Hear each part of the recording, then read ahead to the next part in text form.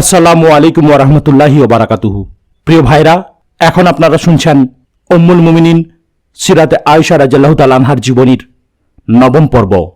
ভিডিওটি ভালো লাগলে সাবস্ক্রাইব করুন, লাইক, কমেন্ট এবং শেয়ার করতেও ভুলবেন না। শুরু করছি হযরত আলী রাদিয়াল্লাহু তাআলা আনহুর শাসনামল। খেলাফতের জন্য চারজন বুজুর্গের প্রতিই ছিল অধিকাংশের নজর। তাঁরা হলেন হযরত তালহা রাদিয়াল্লাহু তাআলা আনহু, হযরত জুবাইর রাদিয়াল্লাহু তাআলা আনহু, হযরত সাদ ইবনে আবি ওয়াক্কাস রাদিয়াল্লাহু তাআলা আনহু এবং হযরত আলী রাদিয়াল্লাহু তাআলা আনহু। এর মধ্যে হযরত সাদ রাদিয়াল্লাহু তাআলা আনহু সংসার ত্যাগী হয়ে পড়েন।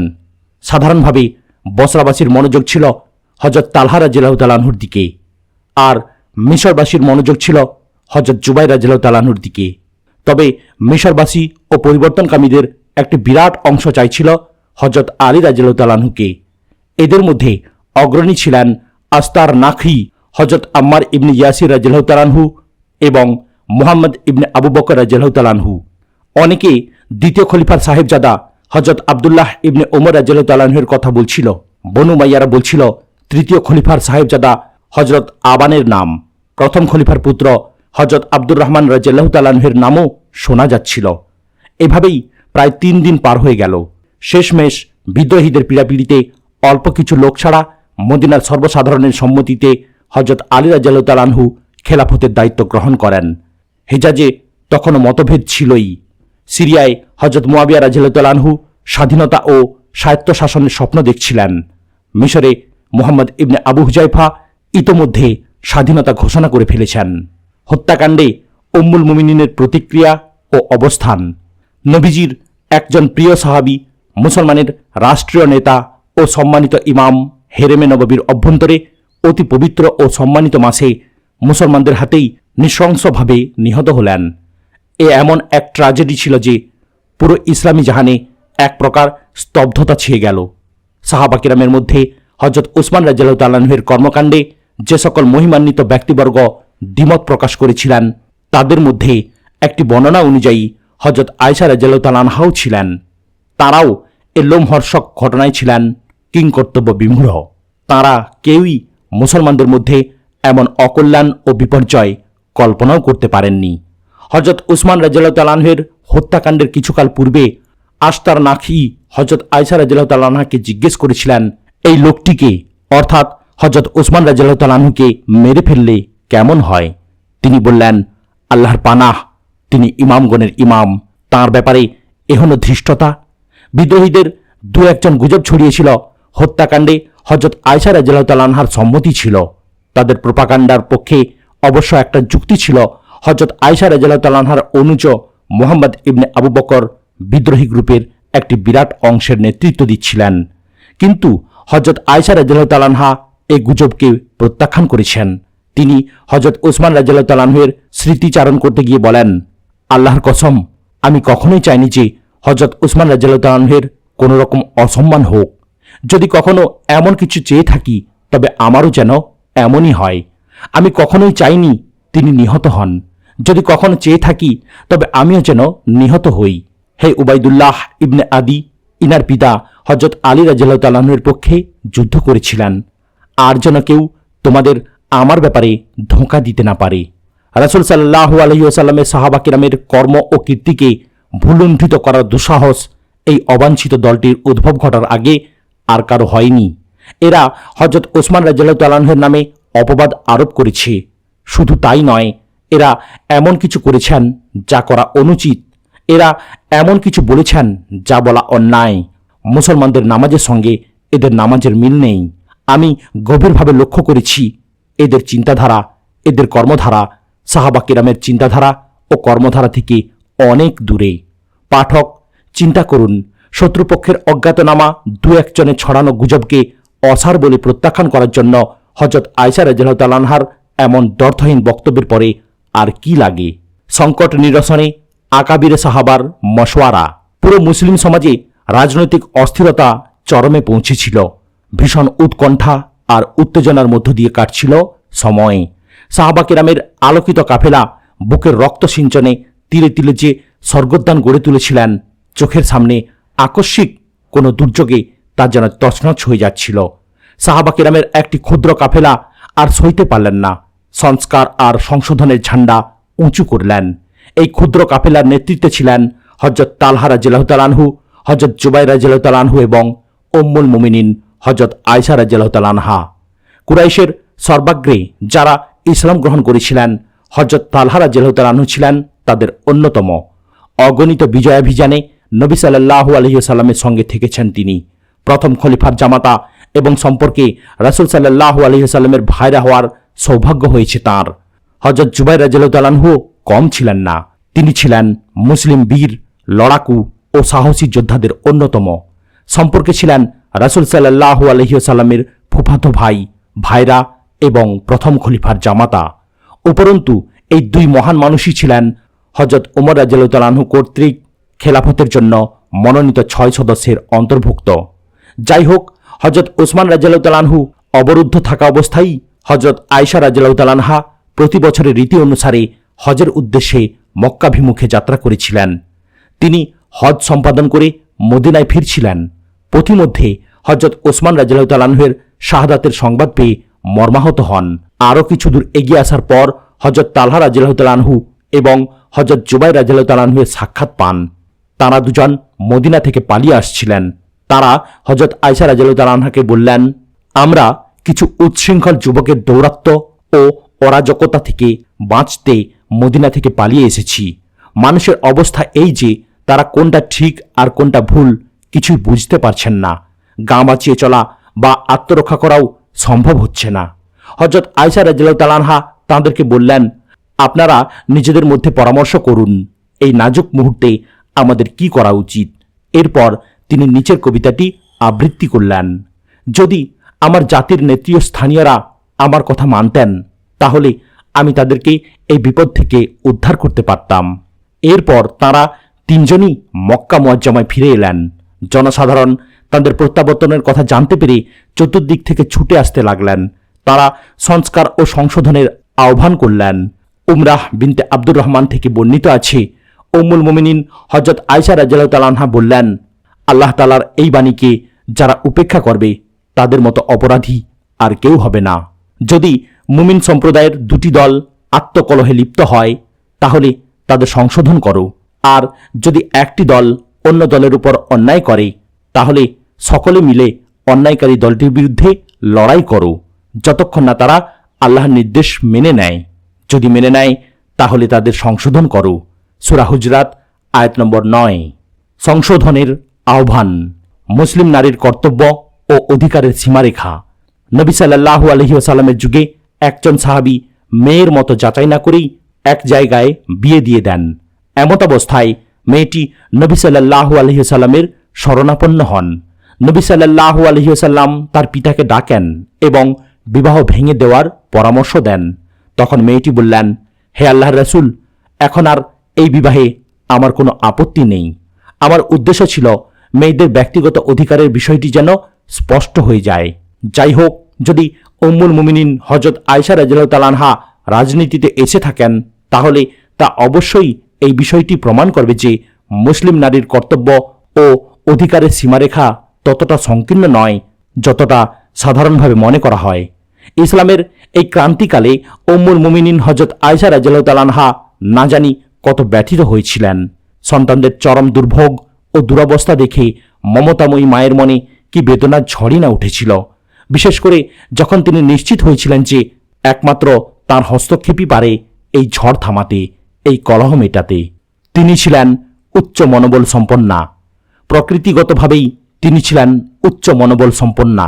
তাঁর পবিত্র হৃদয় ছিল তেজস্বিতায় দীপ্ত, সাহসিকতায় ভরা। তিনি রাসূল সাল্লাল্লাহু আলাইহি ওয়াসাল্লামের কাছে জিহাদে অর্থাৎ ধর্মযুদ্ধে অংশগ্রহণ করার অনুমতি চেয়েছিলেন, যদিও রাসূল সাল্লাল্লাহু আলাইহি ওয়াসাল্লাম তাঁকে সে অনুমতি দেননি, বরং বলেছিলেন হজই নারীর জিহাদ। এরও আগে যখন পর্দার বিধান ছিল না, তিনি বেশ কিছু বিজয়াভিযানে রাসূল সাল্লাল্লাহু আলাইহি ওয়াসাল্লামের সঙ্গে থেকেছিলেন। একটি বর্ণনা অনুযায়ী তিনি বদরের যুদ্ধেও সঙ্গে ছিলেন। উহুদের যুদ্ধে যখন মুসলিম সৈন্যগণ প্রায় পর্যুদস্ত, বীর লড়াকুদের পদও যখন টলমল, এমন ঝুঁকির মুখেও হযরত আয়েশা রাদিয়াল্লাহু তাআলা আনহা দৌড়ে দৌড়ে আহত সৈনিকদের পানি পান করাচ্ছিলেন। পরীক্ষার যুদ্ধে মুসলিমগণ যখন অবরুদ্ধ, তখন তিনি দুর্গ থেকে বের হয়ে যুদ্ধের অবস্থা পর্যবেক্ষণ করেছিলেন। কথা অস্বীকার করার সুযোগ নেই যে নারীর স্বভাব ও প্রকৃতি নেতৃত্বের সঙ্গে সামঞ্জস্যপূর্ণ নয়। স্বয়ং ইসলামী নেতৃত্বের যে অপরিহার্য গুণ ও শর্তাবলী আরোপ করেছে তাতে নারী কখনোই নেতৃত্বের দায়ভার গ্রহণ করতে পারে না। এজন্যই ইসলাম তাদেরকে ঐশী বার্তাবাহকের দায়িত্ব অর্থাৎ নবুয়ত দেয়নি, সঙ্গে সঙ্গে জনপ্রতিনিধিত্ব অর্থাৎ খেলাফত থেকেও দূরে থাকার নির্দেশনা দিয়েছে। তাই বলে কখনোই এমন ভুল বোঝা বা বোঝানো উচিত হবে না যে একজন মুসলিম নারী কোনো ক্রমেই জনগণকে পথ প্রদর্শন করতে বা মুসলিম যোদ্ধাদের দিক নির্দেশনা দিতে পারবেন না, বিশেষত যখন গোলযোগ ও বিশৃঙ্খলা সর্বভোগ হয়ে দেশ ও জাতিকে গ্রাস করে ফেলার উপক্রম হয়। এবং তিনি মনে করেন যে মুসলমানদের মধ্যে তিনি ছাড়া আর কেউই এ আগুন নেভাতে পারবেন না। ইমাম মালিক রহমতুল্লা আলাইহি, ইমাম তাবারি রহমতুল্লা আলাইহি, অন্য এক বর্ণনা অনুযায়ী ইমাম আবু হানিফা রহমতুল্লা আলাইহি সহ কতিপয় ইমামের দৃষ্টিতে প্রয়োজনে নারীও জনপ্রতিনিধি ও বিচারক হতে পারেন। হযরত ওমর রাদিয়াল্লাহু তাআলা আনহু তাঁর শাসনামলে বাজার ব্যবস্থাপনার দায়িত্ব ন্যস্ত করেছিলেন একজন নারীর ওপর। শুধু তাই নয়, স্বয়ং হযরত আয়েশা রাদিয়াল্লাহু তাআলা আনহাও যখন নারীদের মজলিসে থাকতেন এবং নামাজের সময় হয়ে যেত তখন তিনি মধ্যখানে দাঁড়িয়ে যেতেন ইমাম হিসেবে, বসরা অভিমুখে। যাই হোক, এটা ছিল হজের বছর। উম্মুল মুমিনিনের আহ্বানে শুধু হেরেম শরীফ থেকেই ৬,০০০ মানুষ লাব্বাইক বলে সাড়া দিলেন। আরবের দুজন নামকরা গোত্রপতি ইবনে আমের এবং ইবনে মম্বাহ কয়েক লক্ষ দিরহাম ও সওয়ারি উটের ব্যবস্থা করলেন। কাফেলার গন্তব্য নির্ধারণের জন্য হযরত আয়েশা রাদিয়াল্লাহু তাআলা আনহার বিশ্রামাগারে পরামর্শ সভা অনুষ্ঠিত হল। হযরত আয়েশা রাদিয়াল্লাহু তাআলা আনহার মত ছিল, যেহেতু অবাঞ্ছিত সাহাবাই গোষ্ঠী এবং অন্যান্য বিদ্রোহীরা মদিনাতেই আছে, সেহেতু বাহিনী নিয়ে সেদিকেই যেতে হবে। হয়তো তার মতই যথার্থ ছিল। এমনটা হলে খুব সম্ভব ঘটনার প্রেক্ষিতে অন্যরকম হতো। কিন্তু সংক্ষিপ্ত আলোচনা ও পর্যালোচনার পর বসরা অভিমুখে রওনা করার সিদ্ধান্ত হয়। হযরত আয়েশা রাদিয়াল্লাহু তাআলা আনহা কাফেলা নিয়ে বসরার দিকে রওনা হলেন। উম্মুল মুমিনিনগণ সহ অপরাপর জনসাধারণ হযরত আয়েশা রাদিয়াল্লাহু তাআলা আনহাকে বিদায় জানাতে অনেক দূর পর্যন্ত এগিয়ে এলেন। মানুষ সঙ্গে সঙ্গে পথ চলছিলেন আর অশ্রু বিসর্জন দিচ্ছিলেন। এ কি হলো? এ কি হতে যাচ্ছে? মুসলমানদের উপর এ কি বিভীষিকাময় সময় এসে পড়ল? ভাই ভাইয়ের রক্তপানে উদ্গ্রীব, আর সেই উৎকণ্ঠায় সন্তানের ভালোবাসায় স্বয়ং মাতাকেই বের হতে হচ্ছে এতদিনের আরাধ্য নির্জনতা ও একাকিত্ব ভেঙে। বনু উমাইয়ার দূষিত বীজ। এদিকে বনু উমাইয়ার উচ্ছৃঙ্খল যুবকের পক্ষে, যাদের অন্যায় আর অনাচারের ফলেই পুরো মুসলিম জাহানে জ্বলে উঠেছিল বিদ্রোহের আগুন, আত্মরক্ষার জন্য এর চেয়ে সুবর্ণ সুযোগ আর কি হতে পারত? এতদিন তারা দাপিয়ে পালিয়ে বেরিয়েছিল, এখানে সেখানে আত্মগোপন করে শেষমেশ মক্কা শরীফের হেরেমে আশ্রয় নিয়েছিল। তাই কাল ক্ষেপণ না করে সুযোগ সন্ধানে বিষাক্ত বীজটিও ঢুকে পড়ল উম্মুল মুমিনিনের পবিত্র কাফেলায়। আগুনের মতো যেন চারদিক ছড়িয়ে পড়ল। স্বয়ং মাতা আছেন বাহিনীর নেতৃত্বে।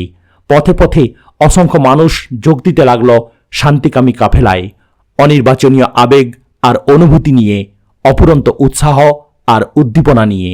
বনু উমাইয়ার যুবকদের মনে না সংস্কারের বাসনা ছিল, না সমাধানের সংকল্প ছিল। তাদের যত মাথা ব্যথা ছিল কি করে হযরত আলী রাদিয়াল্লাহু তাআলা আনহুকে প্যাঁচের পর প্যাঁচ আর নানা গোলক ধাঁধায় ফেলা যায়। তারা ধরেই নিয়েছিল হযরত আয়েশা রাদিয়াল্লাহু তাআলা আনহার নেতৃত্বে অচিরেই একটি তৃতীয় শক্তি মাথাচাড়া দিয়ে উঠতে যাচ্ছে। নিঃসন্দেহে সেই তৃতীয় শক্তিটি হবে তাদের আরেক প্রতিপক্ষ। তাই যা করার এখনই করতে হবে। তারা অবিলম্বে গোপন ষড়যন্ত্রের জাল বিছাতে লাগল। যেহেতু সংশোধনকামী কাফেলায় একাধিক নেতৃস্থানীয় ব্যক্তি ছিলেন, সেহেতু বনু উমাইয়ার যুবকদের যোগসাজশে জনমনে প্রশ্ন জাগল, অবাঞ্ছিত সাবাই গোষ্ঠীর পতনের পর বৃহত্তর মুসলিম জাহানের খলিফা হবেন কে? হযরত তালহা রাদিয়াল্লাহু তাআলা আনহু না হযরত জুবাইর রাদিয়াল্লাহু তাআলা আনহু? হযরত আয়েশা রাদিয়াল্লাহু তাআলা আনহা বিষয়টি বুঝতে পেরে অত্যন্ত বুদ্ধিমত্তার সঙ্গে হাঙ্গামা প্রতিহত করলেন। কিন্তু জেগে উঠল নতুন প্রশ্ন। খেলাফতের কথা না হয় পরে ভাবা যাবে, কিন্তু আপাতত নামাজের ইমামতির হকদার কে? হযরত আয়েশা রাদিয়াল্লাহু তাআলা আনহা, হযরত তালহা রাদিয়াল্লাহু তাআলা আনহু এবং হযরত জুবাইর রাদিয়াল্লাহু তাআলা আনহুর পুত্রদ্বয়কে একদিন করে পালাক্রমে ইমামতির দায়িত্ব দিলেন। হাওয়াবের পুষ্করিণী এবং একটি ভবিষ্যৎবাণী। পথ চলতে চলতে হাওয়াবের পুষ্করিণী সামনে এলো। একদল কুকুর কাফেলার ভিড় দেখে ঘেউ ঘেউ শুরু করল। সঙ্গে সঙ্গে হযরত আয়েশা রাদিয়াল্লাহু তাআলা আনহার মনে পড়ে গেল রাসূল সাল্লাল্লাহু আলাইহি ওয়াসাল্লামের পবিত্র জবানে উচ্চারিত একটি ভবিষ্যৎবাণী। একবার রাসূল সাল্লাল্লাহু আলাইহি ওয়াসাল্লাম পবিত্র স্ত্রীগণকে লক্ষ্য করে বলেছিলেন, আল্লাহই জানেন তোমাদের কাকে দেখে হাওয়াবের কুকুরগুলো ঘেউ ঘেউ করবে। ভবিষ্যৎবাণী মনে পড়া মাত্রই হযরত আয়েশা রাদিয়াল্লাহু তাআলা আনহা পিছু হটার সিদ্ধান্ত নিলেন। একাধারে কয়েকদিন কাফেলা এখানে স্থির থাকল। অবশেষে প্রায় 50 জন সাক্ষ্য দিল এটা হাওয়াব নয়। তাদের সাক্ষ্যের ভিত্তিতে হযরত আয়েশা রাদিয়াল্লাহু তাআলা আনহা নিশ্চিন্ত হলেন। অন্যদিকে হযরত আলী রাদিয়াল্লাহু তাআলা আনহু উম্মুল মুমিনিনের বাহিনীর আগমনের কথা শুনে বসরার উদ্দেশ্যে মদিনা থেকে যাত্রা করে ফেলেছেন। এদিকেও লোক মুখে রটে গেল, সামনে চলো, ওদিক থেকে হযরত আলী রাদিয়াল্লাহু তাআলা আনহুর বাহিনী আসছে। দুদিক থেকে দুই বাহিনী যেন তীর গতিতে ধেয়ে চলেছে। এই হল তাবারি ও অন্যান্য ইতিহাস গ্রন্থের বিবরণ। মুসনাদে আহমদে ঘটনাটি স্বয়ং হযরত আয়েশা রাদিয়াল্লাহু তাআলা আনহার জবানিতেই বিবৃত। যখন কাফেলা হাওয়াবের নিকট পৌঁছল তখন আমি কুকুরের ঘেউ ঘেউ আওয়াজ শুনতে পেলাম। আমি বললাম, এখন তো আমার মনে হচ্ছে আমার ফিরে যাওয়া উচিত। রাসূল সাল্লাল্লাহু আলাইহি ওয়াসাল্লাম আমাদের বলেছিলেন, জানি না তোমাদের কাকে দেখে হাওয়াবের কুকুরগুলো ঘেউ ঘেউ করবে। তখন হযরত জুবাইর রাদিয়াল্লাহু তাআলা আনহু বললেন, আপনি ফিরে যেতে চাচ্ছেন? হতে পারে আল্লাহ আপনার মাধ্যমে মুসলিম সম্প্রদায়ে শান্তি ফিরিয়ে দেবেন।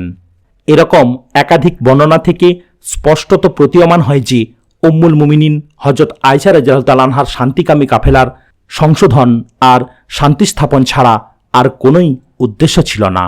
কুফাবাসীর অবস্থা। মক্কা মুআজ্জমা, মদিনা মুনাওয়ারা ও বসরার পর আরবে সবচেয়ে বড় নগরী ছিল কুফা। এখানকার আমির ছিলেন হযরত আবু মুসা আশআরী রাদিয়াল্লাহু তাআলা আনহু। উভয় পক্ষের প্রতিনিধিগণ যখন নিজ নিজ দলের পক্ষ সমর্থনে যুক্তিতর্ক আর প্রমাণপঞ্জির মহড়া দিতে শুরু করেছেন, তখন হযরত আবু মুসা আশআরী রাদিয়াল্লাহু তাআলা আনহু এটাকে একটা বড় ফিতনা মনে করে বিবৃতি ও বক্তব্যের মাধ্যমে জনসাধারণকে সব ছেড়ে নির্জনবাস ও একাকিত্ব বরণের পরামর্শ দিয়ে চলে গেলেন। হযরত আয়েশা রাদিয়াল্লাহু তাআলা আনহা কুফার নেতৃবর্গের নামে পত্র প্রেরণ করতে লাগলেন। হযরত আম্মার ইবনে ইয়াসির রাদিয়াল্লাহু তাআলা আনহু এবং ইমাম হাসান রাদিয়াল্লাহু তাআলা আনহু হযরত আলী রাদিয়াল্লাহু তাআলা আনহুর পক্ষ নিলেন। তারা হযরত আয়েশা রাদিয়াল্লাহু তাআলা আনহার আহ্বানে সাড়া দেওয়া থেকে পিছিয়ে গেলেন। উপরন্তু হযরত আম্মার রাদিয়াল্লাহু তাআলা আনহু একদিন কুফার জামে মসজিদে বর্তমান প্রেক্ষাপট নিয়ে আলোচনা করলেন।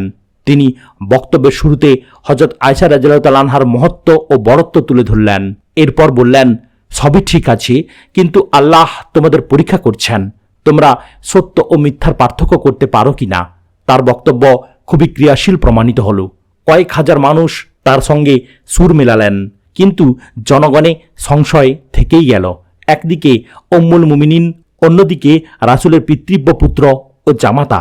ঠিক কি করা উচিত কেউই যেন ঠাহর করতে পারছিলেন না। হযরত আয়েশা রাদিয়াল্লাহু তাআলা আনহা বসরা সন্নিকটে পৌঁছে কয়েকজনকে তথ্য সংগ্রহের জন্য বসরায় পাঠিয়ে দিলেন। শহরের আরব সর্দারদের নামে পত্রও পাঠালেন। শহরে পৌঁছে স্বয়ং কয়েকজন নেতার বাড়িতে গেলেন। জনৈক গোত্রপতি অসম্মত ছিল জেনে তিনি নিজেই তার কাছে গেলেন এবং বোঝালেন। লোকটি বললেন, এটা খুবই লজ্জার হবে যে আমি স্বয়ং মাতার কথাও রাখব না। বসরায় হযরত আয়েশা রাদিয়াল্লাহু তাআলা আনহার বক্তৃতা। হযরত আলী রাদিয়াল্লাহু তাআলা আনহুর পক্ষ থেকে বসরায় গভর্নর ছিলেন উসমান ইবনে হানিফ। তিনি ইমরান এবং আবুল আসওয়াদকে বাস্তবতা যাচাইয়ের জন্য পাঠিয়ে দিলেন। তারা হযরত আয়েশা রাদিয়াল্লাহু তাআলা আনহার খেদমতে হাজির হলেন এবং গভর্নরের পক্ষ থেকে তার বসরা আগমনের কারণ জানতে চাইলেন। হযরত আয়েশা রাদিয়াল্লাহু তাআলা আনহা তাদের জিজ্ঞাসার জবাবে নিম্নোক্ত বক্তব্যটি উপস্থাপন করলেন। আল্লাহর কসম, না আমার মতো মানুষ কখনো কোনো দুরভিসন্ধি নিয়ে ঘর থেকে বের হতে পারে, না কোনো মা তার সন্তানদের কাছ থেকে প্রকৃত অবস্থা গোপন রাখতে পারে। ঘটনা এই যে কিছু কিছু গোত্রের একটি দুষ্ট চক্র মহিমান্বিত মদিনা প্রাঙ্গণে হামলা চালিয়েছি, সেখানে অশান্তির আগুন জ্বালিয়েছি। তাদের সমর্থকরাই শুধু সেখানে নিরাপদে আশ্রিত। এজন্য এরা আল্লাহর অভিশাপের যোগ্য। শুধু তাই নয়, তারা নিরপরাধ খলিফাতুল মুসলিমিনকে নির্মমভাবে হত্যা করেছি, অন্যায়ভাবে পবিত্র রক্ত প্রবাহিত করেছি। যে সম্পদে হস্তক্ষেপের কোনো অধিকারই তাদের ছিল না, সে সম্পদও কুক্ষিগত করেছি। মহিমান্বিত নববী প্রাঙ্গণের অপমান করেছি, পবিত্র হারাম মাসের অসম্মান করেছি, সম্মানিত ব্যক্তিবৃন্দকে লাঞ্ছিত অপদস্থ করেছি, নিরপরাধ মুসলমানদের বেধড়ক মেরেছি, মুসলমানদের বাড়িঘরে জোরপূর্বক ঢুকে পড়েছি, অথচ মুসলিমগণ তাদেরকে জায়গা দিতে চায়নি। এরা ক্ষতিকর প্রমাণিত হয়েছে। এদের মাঝে কোনো কল্যাণ নেই। সহজ সরল মুসলমানরা না এদের থেকে গা বাঁচিয়ে চলতে পারে, না এদের অনিষ্ট থেকে নিরাপদে থাকতে পারে। আমি মুসলমানগণকে অসহায় অবস্থায় রেখে এসেছি। মুসলিম সমাজের কত ক্ষতি হয়ে যাচ্ছে, ক্ষণে ক্ষণে কত অপরাধ সংঘটিত হচ্ছে, অথচ মহান আল্লাহ ইরশাদ করেছেন, তাদের অনেক আলাপ আলোচনাই কোনো উপকার নেই। উপকার আছে শুধু তার কথায় যে আদেশ ও উপদেশ দেয় কল্যাণের, ন্যায়সঙ্গত কর্মের অথবা মানুষের মাঝে সংশোধনের। সূরা নিসা আয়াত নম্বর 114। শোনো, আমরা এই সংশোধনের আহ্বান নিয়ে এসেছি। ছোট বড়, নারী পুরুষ নির্বিশেষে আল্লাহ এবং আল্লাহ রাসূল সকলকে এই আদেশই দিয়েছেন। আমাদের লক্ষ্য ও উদ্দেশ্য এটাই। আমরা তোমাদেরকে পুণ্য অর্জনের এবং পাপ বর্জনের আহ্বান করছি। ইমরান এবং আবুল আসওয়াদ হযরত আয়েশা রাদিয়াল্লাহু তাআলা আনহার কাছ থেকে উঠে হযরত তালহা রাদিয়াল্লাহু তাআলা আনহু এবং হযরত জুবাইর রাদিয়াল্লাহু তাআলা আনহুর কাছে গেলেন। তাদের সঙ্গে সাক্ষাতের পর পুনরায় হযরত আয়েশা রাদিয়াল্লাহু তাআলা আনহার কাছে গেলেন। হযরত আয়েশা রাদিয়াল্লাহু তাআলা আনহা তাদের একজনকে সম্বোধন করে বললেন, আবুল আসওয়াদ, দেখো তোমার প্রবৃত্তি যেন তোমাকে দোজখের দিকে টেনে না নেয়। এরপর তিনি এই আয়াতে কারিমা তেলাওয়াত করলেন, তোমরা আল্লাহর কাজের জন্য প্রস্তুত থাকো, ন্যায় ও সত্যের সাক্ষী হও। সূরা মায়দা আয়াত নম্বর 8। বসরা গভর্নরের অপরিণামদর্শিতা। ফল এই হলো যে প্রতিনিধিদ্বয়ের একজন ইমরান যুদ্ধ থেকে সরে দাঁড়ালেন এবং বসরার গভর্নরকেও যুদ্ধ পরিহারের পরামর্শ দিলেন, কিন্তু গভর্নর তার পরামর্শ প্রত্যাখ্যান করলেন। উল্টো আগে থেকেই একজন বাগ্মী বক্তা ঠিক করে রাখলেন শুক্রবার জুমার নামাজের পূর্বে যখন লোকজন সমবেত হবে তখন উস্কানিমূলক বক্তব্য দেওয়ার জন্য। ওই বক্তার বক্তব্য ছিল এরূপ, হাজিরিন, আমার নাম কায়েস। এই মানুষগুলো যারা ইতিমধ্যে শহরের বাইরে এসে তাঁবু গেড়েছেন এবং আপনাদের কাছে সাহায্যের আবেদন করছেন, যদি জালেমদের হাত থেকে পালিয়ে এসে থাকেন এবং আপনাদের কাছে নিরাপত্তা চেয়ে থাকেন, তাহলে তাদের একথা মোটেও ঠিক নয়। কেননা তারা এসেছেন মক্কা থেকে, যেখানে মানুষ মারা তো দূরের কথা, পাখি শিকার করাও নিষিদ্ধ। আর যদি তারা এটা মনে করে এখানে এসে থাকেন যে আমাদের থেকে উসমান হত্যার প্রতিশোধ নেবেন, তাহলে তো আমরা উসমানের হত্যাকারী নই। আমার কথা শুনুন, তারা যেখান থেকে এসেছেন সেখানেই তাদেরকে ফিরে যেতে বলুন। শাস্ত্রজ্ঞ বক্তার বিভ্রান্তিকর তর্কজালে ফল যা হওয়ার হলো। এরই মধ্যে আগন্তুকদের মধ্য থেকে আরেকজন বলে উঠল, এই লোকগুলো কি বলছে যে আমরা উসমান রাদিয়াল্লাহু তাআলা আনহুর হত্যাকারী? বলছে না তো। এই লোকগুলো এজন্য আমাদের কাছে এসেছে যে উসমান রাদিয়াল্লাহু তাআলা আনহুর হত্যাকারীদেরকে শাস্তি প্রদানে এরা আমাদের সাহায্য সহযোগিতা লাভ করবে। যদি এ কথা সত্য হয়, যেমনটা তুমি বলছো যে তারা নিজ ঘরবাড়ি থেকে বিতাড়িত হয়ে এখানে এসেছে, তাহলে তাদেরকে রক্ষা করবে কিসে? শহর না শহরের মাঠঘাট? আগন্তুকের শ্লেষাত্মক মন্তব্য বক্তৃতা ও বাগ্মিতার রীতি অনুসারে আগেরটার চেয়ে কোনো অংশে কম ছিল না। উত্তাল জনসমুদ্র, মতৈক্য ও মতানৈক্য, একের পর এক আক্রমণাত্মক বক্তৃতা, শ্লেষাত্মক মন্তব্য ও বাদানুবাদের ঝড় বয়ে যাচ্ছে। এরই মধ্যে হযরত আয়েশা রাদিয়াল্লাহু তাআলা আনহা, হযরত তালহা রাদিয়াল্লাহু তাআলা আনহু এবং হযরত জুবাইর রাদিয়াল্লাহু তাআলা আনহু ও সমর্থকদের সঙ্গে নিয়ে ময়দানে এসে গেলেন। প্রথমে হযরত তালহা রাদিয়াল্লাহু তাআলা আনহু এবং পরে হযরত জুবাইর রাদিয়াল্লাহু তাআলা আনহু বক্তৃতা দিলেন।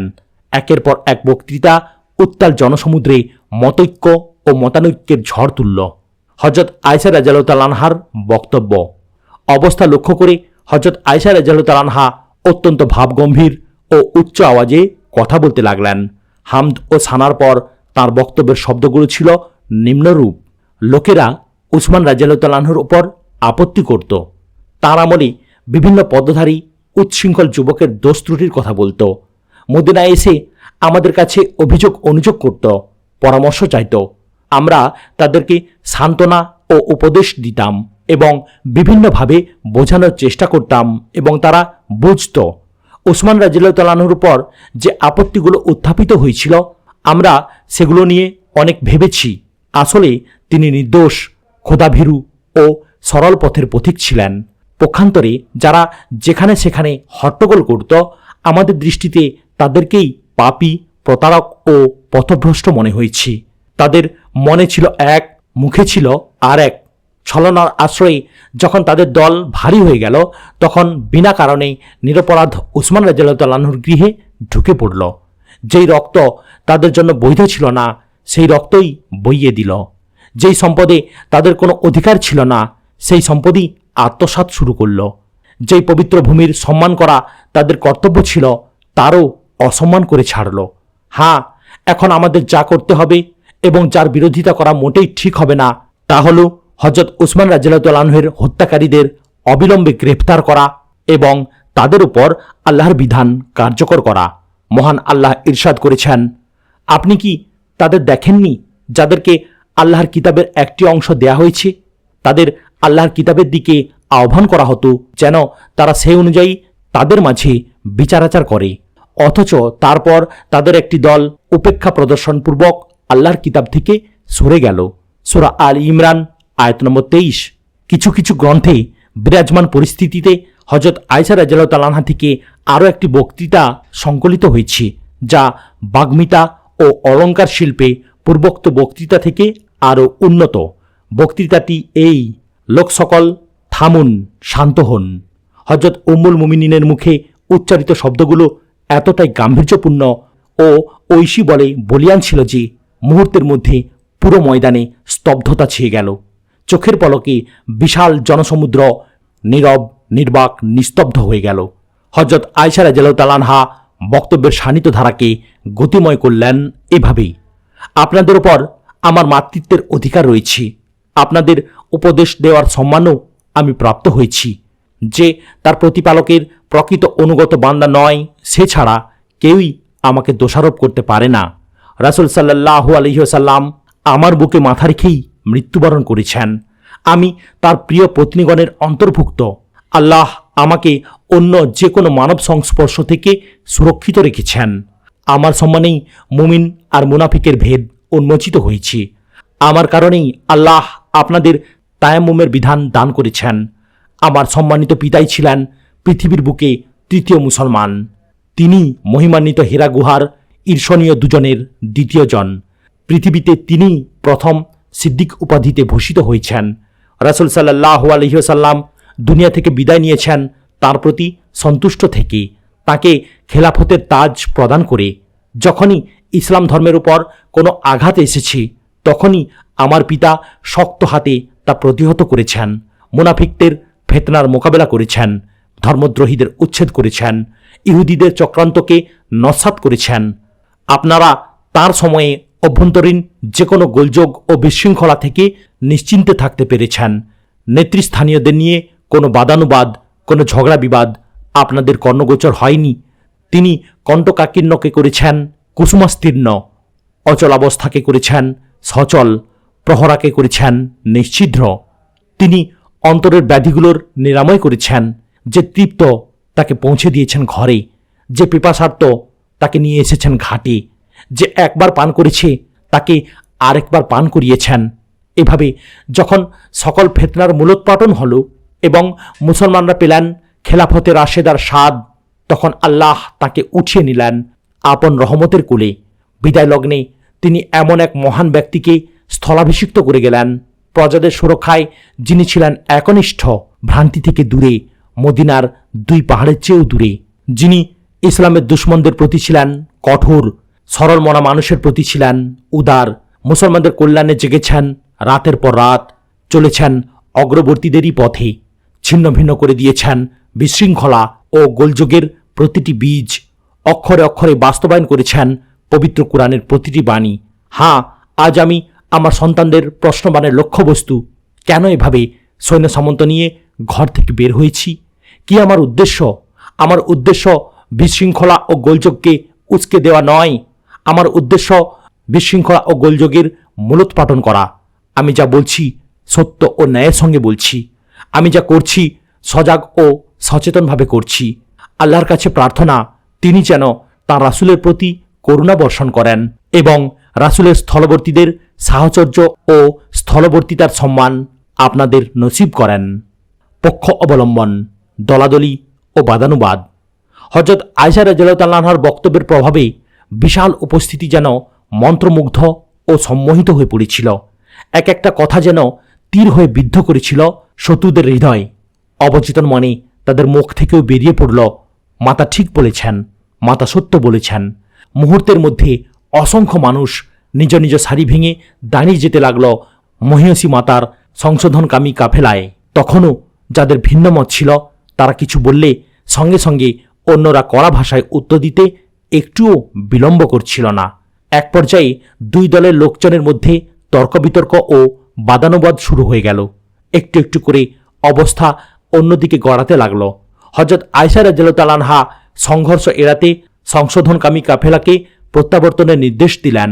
গভর্নরের লোকদের মধ্যে যারা হযরত আয়েশা রাদিয়াল্লাহু তাআলা আনহার বক্তব্য শুনে মত পাল্টিয়েছিলেন তারাও নিজ দল ছেড়ে সংশোধনকামী কাফেলার সঙ্গে চলে এলেন।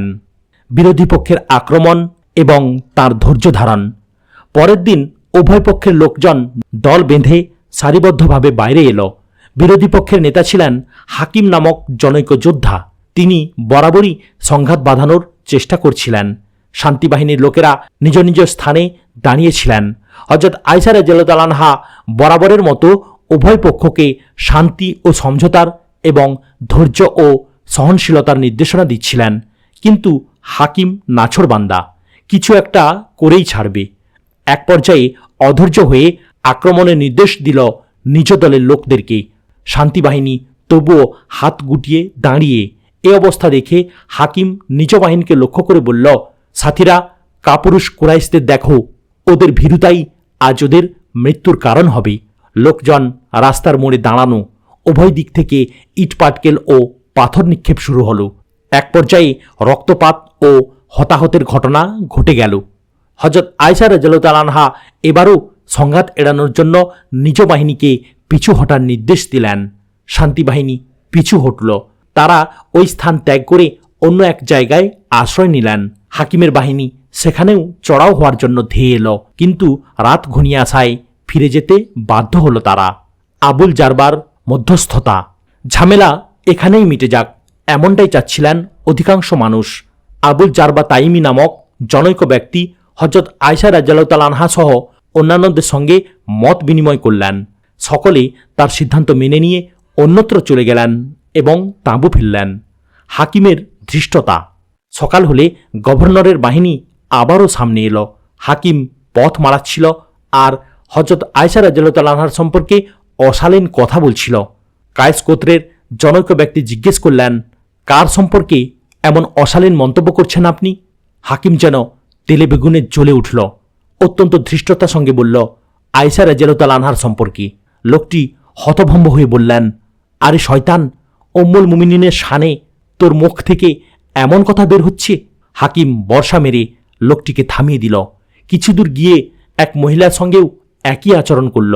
আব্দুল কায়েসের গোত্র হাকিমের এহেন আচরণে তার পক্ষ ত্যাগ করল। বসরা বিজয়। হাকিমের প্ররোচনায় বিরোধী গোষ্ঠী পুরোদমে প্রস্তুত, যে কোনো মুহূর্তে হামলা করবে এবং করলও। হযরত আয়েশা রাদিয়াল্লাহু তাআলা আনহার পক্ষ থেকে জনৈক ঘোষক একের পর এক শপথ বাক্য উচ্চারণ করে করে আক্রমণ বন্ধ করার অনুরোধ করছিলেন, কিন্তু তারা কোনো ক্রমেই আক্রমণ বন্ধ করল না। অবশেষে শান্তিবাহিনীও আত্মরক্ষা করতে লাগলে ঘটনাটি যুদ্ধের রূপ পরিগ্রহ করে। বিরোধীদের লাশের স্তূপ পড়ে যায়। তারা হতভম্ব হয়ে দিক বিদিক ছুটোছুটি শুরু করে এবং চিৎকার করে আমান আমান আওয়াজ তোলে। অবশেষে উভয় পক্ষ এই শর্তে সন্ধি করে যে বসরা থেকে একজন প্রতিনিধি মদিনায় যাবে এবং জনসম্মুখে জানতে চাইবে হযরত তালহা রাদিয়াল্লাহু তাআলা আনহু এবং হযরত জুবাইর রাদিয়াল্লাহু তাআলা আনহু কি স্বেচ্ছায় হযরত আলী রাদিয়াল্লাহু তাআলা আনহুর খেলাফত মেনে নিয়েছেন নাকি তাদেরকে বাধ্য করা হয়েছে। স্বেচ্ছায় হলে বিরোধীদের বসরা ছেড়ে দেয়া হবে, অন্যথায় বিরোধীরাই বসরা ছেড়ে চলে যেতে বাধ্য থাকবে। প্রতিনিধি যেদিন মদিনায় পৌঁছে, ঘটনাক্রমে সেদিন ছিল শুক্রবার। সকল সাহাবা কিরাম এবং অপরাপর মুসলমানগণ মসজিদে নববীতে উপস্থিত ছিলেন। প্রতিনিধি উপস্থিতিকে লক্ষ্য করে উচ্চস্বরে জিজ্ঞেস করেন, হে মদিনাবাসী, আমি বসরা থেকে মদিনায় প্রতিনিধি হয়ে এসেছি। মহিমান্বিত ব্যক্তিদ্বয় হযরত তালহা রাদিয়াল্লাহু তাআলা আনহু এবং হযরত জুবাইর রাদিয়াল্লাহু তাআলা আনহু কি খুশি মনে বায়াত গ্রহণ করেছেন, নাকি জোরপূর্বক তাদেরকে বাধ্য করা হয়েছে? আগন্তুকের প্রশ্নে মজলিসে অদ্ভুত নীরবতা ছেয়ে গেল। কেউ কোনো কথা বলছিলেন না। হঠাৎ একটি আওয়াজ নীরবতার আস্তরণ ভেঙে দিল। এটা রাসূল সাল্লাল্লাহু আলাইহি ওয়াসাল্লামের পালক পৌত্র হযরত উসামা ইবনে যায়েদ রাদিয়াল্লাহু তাআলা আনহুর আওয়াজ ছিল। তিনি বলে উঠলেন, তারা স্বেচ্ছায় বায়াত গ্রহণ করেননি, বরং জোরপূর্বক করানো হয়েছে। সঙ্গে সঙ্গে সাহল বিন হানিফ আনসারি হযরত আলী রাদিয়াল্লাহু তাআলা আনহুর ধর্মভাই লাফ দিয়ে গিয়ে তাকে ধরে ফেললেন। এই অবস্থা দেখে হযরত সুহাইব রাদিয়াল্লাহু তাআলা আনহু, হযরত আবু আইয়ুব রাদিয়াল্লাহু তাআলা আনহু, হযরত মুহাম্মদ ইবনে মাসলামাহ রাদিয়াল্লাহু তাআলা আনহু সহ অন্যান্য সাহাবা কিরাম বলতে লাগলেন, হ্যাঁ হ্যাঁ, উসামা সত্য বলেছে। এরপর হযরত সুহাইব রাদিয়াল্লাহু তাআলা আনহু হযরত উসামা রাদিয়াল্লাহু তাআলা আনহুকে ছাড়িয়ে নিয়ে ঘরে পৌঁছে দিলেন এবং বললেন, বাবা, আমরা সবাই যেমন চুপচাপ ছিলাম, তুমিও তেমন চুপচাপ থাকতে। রাস্তায় হযরত আলী রাদিয়াল্লাহু তাআলা আনহুকে সন্ধির শর্ত জানানো হলে তিনি বসরার গভর্নরের নামে একটি পত্র লিখলেন। যদি তাদেরকে জোরপূর্বক বায়াত গ্রহণ করানো হয়ে থাকে, তাহলে তা শুধু এজন্য যে মুসলমানদের মধ্যে যেন বিভেদ ও দলাদলির সৃষ্টি না হয়। প্রতিনিধি বসরায় ফিরে এসে মদিনার অবস্থা ব্যক্ত করল। বিরোধীরা বিপরীতে হযরত আলী রাদিয়াল্লাহু তাআলা আনহুর পত্র উপস্থাপন করল। তখনও আলোচনা চলছেই, এরই মধ্যে ঘটে গেল আরেক ঘটনা। সন্ধির সময়কালে উভয় পক্ষ একই জায়গায়, একই মসজিদে, একই ইমামের পেছনে নামাজ পড়ার কথা, কিন্তু ভুলবশত একবার এই পক্ষ তাদের একজনকে ইমাম বানিয়ে আগে বাড়িয়ে দেয় এবং নামাজ শুরু করে। অনারব মনা বেশ কিছু লোক ক্ষিপ্ত হয়ে তলোয়ার বের করে হামলা করে। তারাও প্রতি উত্তরে তলোয়ার চালায়।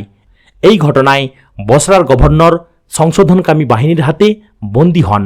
হযরত আয়েশা রাদিয়াল্লাহু তাআলা আনহা জানতে পেরে গভর্নরকে মুক্ত করে দেন এবং ঘোষণা করেন, হযরত উসমান রাদিয়াল্লাহু তাআলা আনহুর হত্যায় জড়িতদের ছাড়া আর কাউকে কিছুই করা হবে না। আমির ওমরার নামে পত্র প্রেরণ। কুফা, দামেস্ক ও মদিনায় বিজয়নামা প্রেরণ করা হয়। কুফার নেতৃস্থানীয় ব্যক্তিবৃন্দের নামে যে পত্র প্রেরণ করেছিলেন তা এই, পরকথা, আমি আপনাদের আল্লাহ এবং ইসলাম স্মরণ করার উপদেশ দিচ্ছি। আল্লাহর কিতাবের যথার্থ বাস্তবায়ন করুন, আল্লাহকে ভয় করুন এবং তার রজ্জুকেই আঁকড়ে ধরুন। কখনোই এই কিতাবের সঙ্গ ছাড়বেন না। আমরা বসরাবাসীকে আল্লাহর কিতাবের বাস্তবায়নের আহ্বান করেছি। উম্মতের সৎ লোকেরা আমাদের ডাকে সাড়া দিয়েছে, কিন্তু যাদের মধ্যে ভালোত্ব ছিল না, তারা অস্ত্রের মাধ্যমে আমাদের মোকাবেলা করতে চেয়েছে। তারা বলেছে, তোমাদেরকেও উসমান রাদিয়াল্লাহু তাআলা আনহুর সঙ্গে পরপারে পাঠিয়ে দিচ্ছি। হঠকারিতা করে তারা আমাদের কাফের বলেছে, আমাদের সম্পর্কে অশালীন মন্তব্য করেছে। আমরা তাদেরকে কোরআনের আয়াত পড়ে শুনিয়েছি। আপনি কি তাদের দেখেননি, যাদেরকে আল্লাহর কিতাবের একটি অংশ দেয়া হয়েছে? তাদের আল্লাহর কিতাবের দিকে আহ্বান করা হতো যেন তারা সে অনুযায়ী তাদের মাঝে বিচারাচার করে, অথচ তারপর তাদের একটি দল উপেক্ষা প্রদর্শনপূর্বক আল্লাহর কিতাব থেকে সরে গেল। সূরা আলে ইমরান আয়াত নম্বর 23। এ কথা শুনে কিছু মানুষ আমাদের মেনে নিয়েছে, কিছু মানুষ ভিন্নমত পোষণ করেছে। আমরা তাদের কিছু বলিনি, পিছু নিইনি, তারপরও তারা আমাদের সাথীদের উপর তলোয়ার চালিয়েছে। বসরার গভর্নর উসমান বিন হানিফ তাদেরকে আমার বিরুদ্ধে যুদ্ধ করার নির্দেশ দিয়েছে, কিন্তু আল্লাহ তাঁর নেক বান্দাদের দ্বারা আমাকে সাহায্য করেছেন এবং তাদের চক্রান্তকে তাদের উপরই আপতিত করেছেন। আমরা দীর্ঘ ২৬ দিন ধরে তাদেরকে আল্লাহর কিতাবের দাওয়াত দিয়ে এসেছি। আমরা বোঝানোর চেষ্টা করেছি অপরাধীরা ছাড়া আর কারো যেন রক্তপাত না ঘটে, কিন্তু তারা আমাদের বিরুদ্ধে নানা অজুহাত দাঁড় করিয়েছে। তারপরও আমরা সন্ধি করেছি, কিন্তু তারা কথা রাখেনি। তারা বিশ্বাসঘাতকতা করে সৈন্য প্রস্তুত করেছে। আল্লাহ হযরত ওসমান রাদিয়াল্লাহু তাআলা আনহুর কেসাস বাস্তবায়নের ক্ষেত্র প্রস্তুত করে দিয়েছেন। এখানকার একজন ছাড়া বিদ্রোহীদের কেউ রক্ষা পায়নি। আল্লাহ কায়েস, রেবাব, আজদ প্রমুখ গোত্রসমূহের মাধ্যমে আমাদের সাহায্য করেছেন। খুব সাবধান, হযরত ওসমান রাদিয়াল্লাহু তাআলা আনহুর হত্যাকারীরা ছাড়া যতক্ষণ আল্লাহ তাদের শায়েস্তা না করছেন, অন্যদের সঙ্গে ভালো ব্যবহার করুন। ভুলেও বিশ্বাসঘাতকদের পক্ষাবলম্বন বা রক্ষণাবেক্ষণ করবেন না। যারা আল্লাহর আইনে শাস্তিযোগ্য, ভুলেও তাদের প্রতি সন্তোষ প্রকাশ করবেন না, নয়তো আপনারাও জালিমদের অন্তর্ভুক্ত হবেন। বিশিষ্ট ব্যক্তিদের নামে পত্র প্রেরণ। বিশেষ বিশেষ ব্যক্তিবৃন্দের নামে প্রেরিত পত্রগুলো ছিল এরূপ: জনগণকে অবাঞ্ছিত দলটির রক্ষণাবেক্ষণ ও পক্ষাবলম্বন থেকে বিরত রাখুন। আপনারা যার যার ঘরে আশ্রয় গ্রহণ করুন। এরা হযরত উসমান রাদিয়াল্লাহু তাআলা আনহুর সঙ্গে অন্যায় করেছে, উম্মতের ঐক্য ভেঙে দিয়েছে, কুরআন ও সুন্নাহর বিরোধিতা করেছে। তারা এতেও ক্ষান্ত হয়নি, মানুষকে ধর্মীয় শাসন ও ঐশী বিধানে উদ্বুদ্ধ করায় আমাদের কাফের বলেছে, আমাদের সম্পর্কে অশালীন কথা বলেছে। নেক বান্দারা তাদেরকে ঘৃণা ভরে প্রত্যাখ্যান করেছেন, তাদের অপকর্মের কঠোর নিন্দা জানিয়েছেন, তাদেরকে সম্বোধন করে বলেছেন, তোমরা মুসলিম শাসককে হত্যা করেও শান্তি পাওনি, এখন এসেছ স্বয়ং পয়গম্বরের স্ত্রীর বিরুদ্ধে বিদ্রোহ করতে, কারণ তিনি সত্যের ডাক দিয়েছেন। তোমরা আসলে পয়গম্বরের সাথীদের, ইসলামের পথ প্রদর্শকদের হত্যা করে ইসলামকে মিটিয়ে দিতে চাও। দুষ্টচক্র উসমান বিন হানিফের সহযোগিতায় কিছু নির্বোধ ও ভিনদেশীকে সঙ্গে নিয়ে আমাদের বিরুদ্ধে যুদ্ধের প্রস্তুতি নিয়েছিল। আমরা শুধু ছাউনির কিছু সৈন্যের রক্ষণাবেক্ষণ করেছি। ২৬ দিন একই অবস্থা বিরাজ করেছে। আমরা তাদেরকে সত্যের আহ্বান জানিয়ে এসেছি। আমরা তাদেরকে বোঝানোর চেষ্টা করেছি যে সত্য প্রতিষ্ঠায় বাধা হইও না, কিন্তু তারা বিশ্বাসঘাতকতা করেছে। তারা তালহা রাদিয়াল্লাহু তাআলা আনহু এবং জুবাইর রাদিয়াল্লাহু তাআলা আনহু এর বায়াত গ্রহণের বাহানা করত। অবশেষে প্রতিনিধি পাঠিয়ে বাস্তবতা যাচাই করে এসেছি, তারপরও সত্য উপলব্ধি করেনি। এমনকি রাতের অন্ধকারে আমার বিশ্রামাগারে ঢুকে পড়েছে আমাকে হত্যা করবে বলে। হতভাগারা বারান্দা পর্যন্ত পৌঁছেও গিয়েছিল। কায়েস, আরবাব ও আজদের লোকেরা আমার প্রহরায় ছিল। তারা হাতে নাতে ধরা পড়ে, খণ্ডযুদ্ধ হয়, মুসলমানদের হাতে মারা পড়ে। আল্লাহ সমগ্র বসরাবাসীকে তালহা রাদিয়াল্লাহু তাআলা আনহু এবং জুবাইর রাদিয়াল্লাহু তাআলা আনহুর সঙ্গে একমত করে দিয়েছেন। কেসাস গ্রহণের পরই আমরা ক্ষান্ত হব। এটা ছিল ৩৬ হিজরির ২৬ রাবিউস সানির ঘটনা। প্রিয় ভাইরা, আজ এখানে সমাপ্ত করলাম। ভিডিওর পরবর্তী অংশ অর্থাৎ হযরত আয়েশা রাদিয়াল্লাহু তাআলা আনহার জীবনী শুনতে গেলে চ্যানেলটিকে সাবস্ক্রাইব করুন, লাইক, কমেন্ট এবং শেয়ার করতেও ভুলবেন না।